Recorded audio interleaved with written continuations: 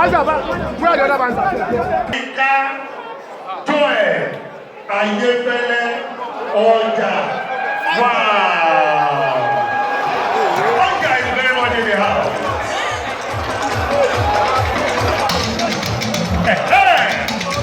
Okay now. Ara àwọn bàbá Santana nìyẹn. Ẹ kúrò lọ́nà, kámẹ́rà kúrò lọ́nà. Ayefele kọ̀, kámẹ́rà kúrò lọ́nà. Yes, kúrò lọ́nà, ṣẹ́kí bàbá kọjá.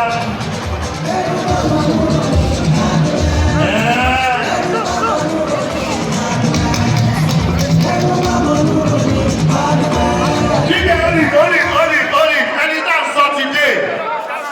Ẹni tó ń ga tó tún fẹ́ kọ́mọ tó ń bọ̀ lẹ́yìn ẹ̀ ga. Ẹni tó ń jẹ tó tún fẹ́ kẹ́lòmíì jẹ.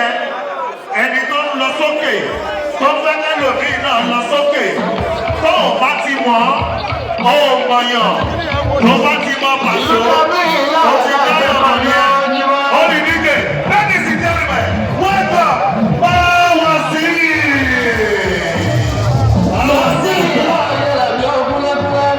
Yes, so. Yes. Everything. Yes.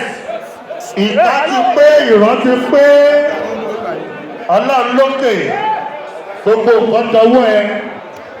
Today is going to be one of the memorable days in the life of our brother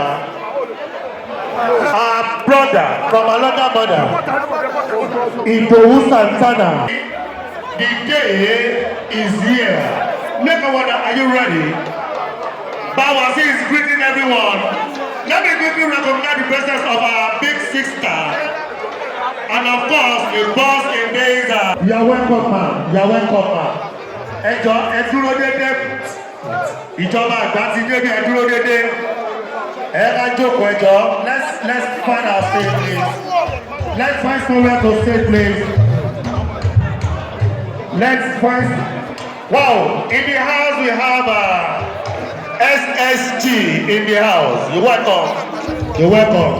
Ẹ jẹ́ kẹ́mi tí wà lọ́dà. Bawasi ti wà ń bí. Ó máa wá kò ní wá, á débí kò ní débí. Tíìmù ni kò lè jọ́ kò lè ṣẹlẹ̀. Ó ti ṣẹlẹ̀, eléyìí yàtọ̀ sí pé wọ́n ní wọ́n pé. Bawasi is very much in the building. Baba, you're welcome, sir. Welcome, sir. Welcome, sir. Number one, are you ready? For the next 10 minutes, so at that point, we're going to have Santana in our midst. Ọmọ Nkan, là ń jẹ́ kó ṣe é. Whatever Santana is, you get said.